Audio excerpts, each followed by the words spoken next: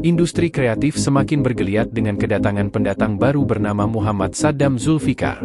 Lewat Hype Nation Entertainment, laki-laki 24 tahun ini bakal menggelar pertunjukan musik bernama Titik Kumpul Fest yang akan dihelat di Stadion Madia, Gelora Bung Karno, Jakarta, 27 dan 28 April 2024. Sejumlah musisi dan grup musik terkenal pun bakal ikut meramaikan. Sebut saja seperti The Massive, Rossa, Project Pop, The Changcuters, Biru Baru, Phil Koplo X Kuburan, Fadil Jaidi, Aidil Saputra, Riri Moya, Nadif Basalamah, Nadine Amizah dan Opik. Sementara di hari kedua bakal tampil Glenn Fredly Live by The Baku Cakar FT Trio Lestari, Mahalini, Malik The Essentials X Rahmania Astrini Parade Hujan, After Norway, Baraswara, dan Feby Putri. Sementara untuk closing ceremony oleh Jakarta Movin Raffi Sudirman, Reality Club dan Skastra. Saat ditemui di kawasan GBK, Rabu 24 April 2024, jebolan S2 dari sebuah universitas di Australia ini mengungkap banyak hal soal rencana pertunjukan musik yang bakal diadakannya. Mungkin kalau dari namanya sendiri, Titik Kumpul Festival itu berangkat dari banyaknya sign-sign yang ada di mall, di kantor-kantor yang tulisannya titik kumpul buat kalau keadaan emergency gitu yang warna hijau. Nah, akhirnya saya dan tim itu berpikir bisa juga nih titik kumpul itu menjadi sebuah festival musik ada titik kumpulnya seperti itu, yaitu di Titik Kumpul Festival. Nah, nama Titik Kumpul Festival itu sebenarnya berangkat dari kata-kata itu, titik kumpul seperti itu. Mungkin kalau misalkan untuk ada idenya itu sebenarnya udah sekitar 1 tahun, cuman untuk mulai bekerja dengan timnya, mulai rekrut dengan timnya, itu mungkin kita start yang benar-benar startnya itu dari 8 bulan yang lalu, jadi sekitar bulan September tahun lalu kita udah mulai start nih ngekonsep, ngegerakin Titik Kumpul Festival, seperti itu. Sebenarnya kalau dibilang seneng sebenarnya gara-gara passionate di dunia event, aku suka dunia kreatif industri seperti itu, jadinya kalau didasari atas alasan apa, alasannya mungkin hanya satu ya, aku passionate di dunia ini, jadinya kalaupun memang banyak hal-hal yang bikin pusing, bikin stres, tetap aku jalanin dengan penuh keikhlasan dan senang hati seperti itu, karena memang dari awal aku udah senang ngejalaninnya, seperti itu sih.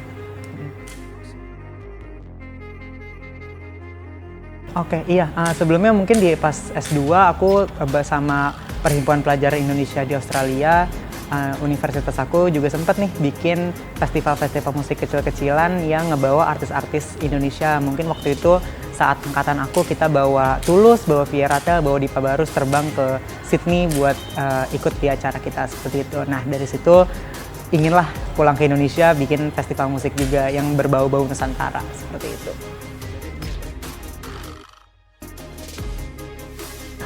Mungkin kalau urusan pemodalan kita sebenarnya dari sponsor sama tiketing ya, itu mungkin udah normal di antara semua festival musik, sumber pendapatannya ada dari dua itu, seperti itu. Cuman kalau untuk kerjasama yang mungkin tidak berbentuk uang gitu, kita banyak sih. Contohnya kan Titik Kumpul Festival ini mengangkat Nusantara sebagai DNA-nya, seperti itu. Jadi memang kita mengangkat kultur Indonesia yang sangat kaya ini ke dalam festival musik ini di Titik Kumpul Festival. Nah, kita bekerja sama dengan salah satu sanggar di Indonesia di Jakarta yang cukup terkenal, namanya Suara Gembira atau Remaja Nusantara. Mereka juga punya visi yang sama kita.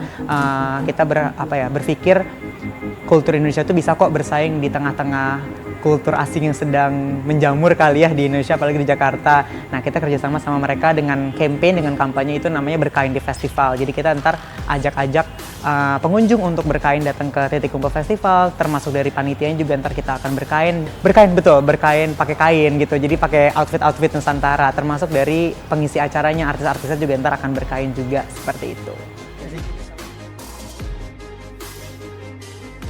Betul, mungkin ya salah satunya mungkin berkain di festival itu untuk pertama kalinya ada di musik festival di Indonesia gitu. Kita juga ada yang namanya penutupan acara, kita bilangnya closing ceremony gitu. Itu juga salah satu keunikan konsep di Titik Kumpul Festival. Jadi untuk setnya sendiri, performance-nya sendiri itu tiap tahun di Titik Kumpul Festival akan berbeda dan cuman ada di Titik Kumpul Festival kayak gitu. Kalau kendala banyak banget ya. Kalau kendala mungkin dari sisi pertama mungkin pengalaman tim juga gitu ya, dari pengalaman dari aku pribadi, jam terbang aku mengurusi festival musik, mungkin dari sisi eksternal juga, dari sisi faktor kehokian juga mungkin banyak sih kalau kendala gitu. Cuman kalau misalkan dibilang apakah bikin aku mundur atau enggak menjalani festival ini, malah membuat aku semakin termotivasi gitu karena kendala-kendalanya. Jadi aku banyak belajar juga sih di Titik Kumpul Festival ini.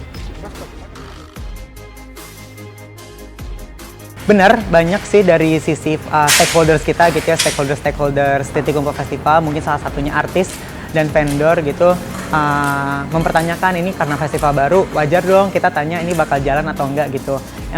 Dari awal memang yang bisa aku janjiin ke para stakeholders kita itu, gimana pun keadaannya festival ini akan tetap berjalan, seperti itu. Nah, mungkin lebih dari itu, dari sisi internalnya, dari sisi organisasi aku juga, tim-tim aku juga, aku merekrut orang-orang yang memang sudah pengalamannya tinggi lah di dunia festival musik. Jadi itu buat sekaligus bukti kalau misalkan festival ini itu tetap bisa berjalan walaupun kita festival baru ya tahun ini gitu.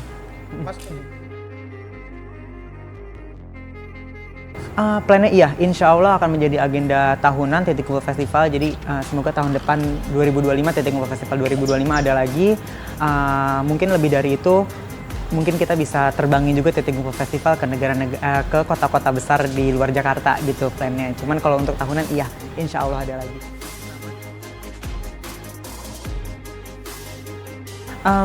Mungkin karena aku passion dan aku seneng banget ada di dunia kreatif Indonesia ya, apalagi gitu karena kultur Indonesia juga sangat amat beragam, bisa banget kita jadikan sebuah unsur di kreatif industri gitu. Yang pasti dalam waktu lama aku akan berada di industri ini sih. Target pengunjung kita itu ada di sekitar ribuan yang pasti. Minimal banget mungkin kita bisa di 10.000. Itu udah lumayan banyak yang kita targetkan dan alhamdulillah penjualannya berjalan lancar juga sih. Udah 7.000 tiket habis, jadi masih ada 70% lah, 70% tiket terjual. Seperti itu. Karena aku ada di dunia kreatif industri Indonesia, aku ada di promotor juga, mungkin selain Titik Kumpul, nanti juga insya Allah dari sisi promotornya Hype Nation Entertainment, kita akan mencoba untuk membawa musisi luar negeri datang ke Indonesia, atau bahkan membawa kultur Indonesia ke luar negeri. Jadi kita akan go internasional untuk plan long term-nya, seperti itu. Untuk berkarya di festival itu akan selalu ada dari tahun ke tahunnya karena memang itu budaya salah satu unique selling point kita gitu ya, unique selling point kita yang kita jual di Titik Kumpul Festival. Untuk tahun justru malah akan bertambah, jadi mungkin ntar ada kampanye atau campaign lain selain berkarya di festival. Jadi sekarang kan berkarya di festival, mungkin tahun depan ada berkarya di festival dan kampanye lainnya, seperti itu. Sebelumnya terima kasih buat semuanya nanti yang akan datang ke Titik Kumpul Festival tahun pertama ini. Kalian adalah salah satu dari ribuan orang yang mensukseskan acara pertama Titik Kumpul Festival. Semoga tahun depan kita ada lagi, tapi mungkin yang paling penting aku ingin kasih tahu ke kalian kalau jangan pernah lupain budaya Indonesia kita, karena budaya Indonesia itu sangat kaya. Kita bisa juga menginjak budaya nasional Indonesia itu ke dalam modernisasi sekarang ini. Jadi jangan lupakan budaya Indonesia. Sampai bertemu di Titik Kumpul Festival. Terima kasih sudah menonton. Jangan lupa like, subscribe, dan share ya.